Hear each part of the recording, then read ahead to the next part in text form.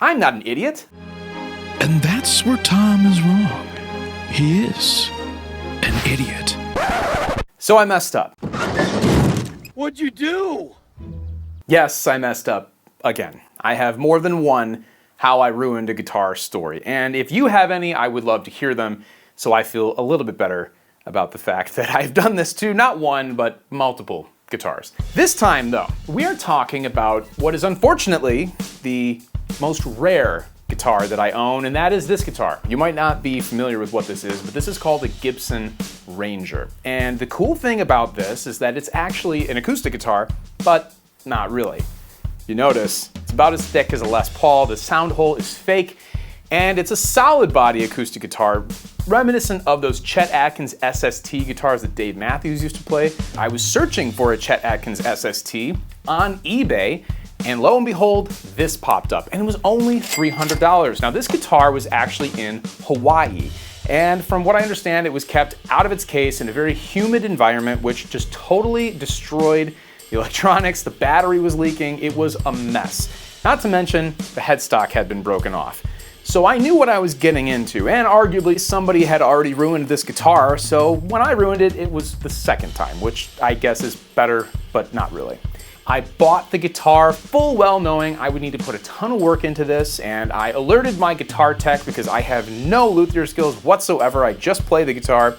And he said, great, when it gets there, bring it in, we'll take a look and see what we need to do. It really needed quite a bit. Now, the good news on the headstock was it didn't break all the way through the front of the veneer. Unfortunately, somebody had tried to repair the headstock before, and if you know anything about glue and wood, it's very important to use the right glue, and it's very important to do it the right way. Now, this person had not done that. I don't know what they used, but it was a disaster. My tech had to get rid of all that glue that was embedded in the wood to ensure that his glue, the correct glue, was going to bond to what it needed to bond to and make a tight seal and return this to a playable condition. So about a week went by and I got a call. And it was my tech saying, hey, good news, the electronics are fixed, they actually sound great, replaced everything, and I was able to fix the headstock. Why don't you come in and take a look? So I drove over on a lunch break from my day job. I was ecstatic. The guitar sounded amazing, it felt amazing, and the headstock repair was almost flawless. My tech did warn me. He said, listen, I can't guarantee that this is going to be like another repair that I've done where somebody has not tried to repair it before, so just be careful. I said, you know what, that's okay. I totally understand. I know what I'm getting into on this guitar. I trust your ability to have fixed it. I returned to work on this beautiful spring, mild, 60-ish day with partly sunny conditions. Now, I tell you that because I know you can't keep a guitar in a hot car. It's a bad idea, but I said, you know what, today is actually quite cool and nice. I put the guitar in my trunk, I returned to work, I'm thinking about it all day and I can't wait to get to the gig. I go home, I open the guitar case, and lo and behold, the headstock had snapped once again.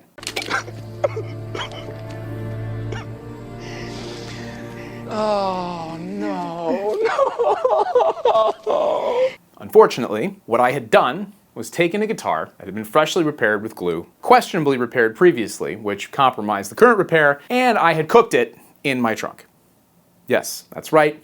Apparently, even on a 50 or 60-ish degree day in a dark colored car, the trunk gets pretty hot. And when I opened the case, I was horrified. Needless to say, I did not take the guitar on that gig, but I did take it back to my tech, and he said, what happened? Oh my gosh. And he began to apologize profusely, and I had a decision to make in that moment. Did I tell him the truth about what I had done, or would I let him believe that he somehow failed in repairing my guitar? And I said, no, I have to tell him the truth. So I told him. He was very kind, but he basically said, hey, you idiot. I can't believe that you did that.